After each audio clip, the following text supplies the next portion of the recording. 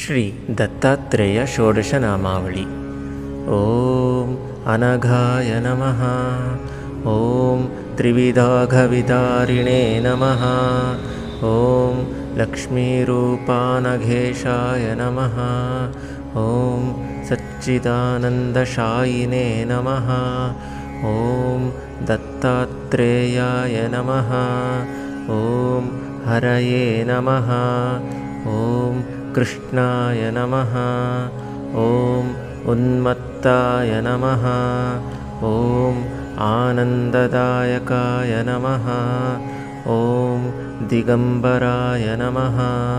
ॐ मुनये नमः। ॐ बालाय नमः। ॐ पिशाचाय नमः। ॐ ज्ञानसागराय नमः। ॐ महाभयनिवारिणे नमः। ॐ सद्गुरुवे नमः इति श्री दत्तात्रेय षोडशनामावळि सम्पूर्णम्।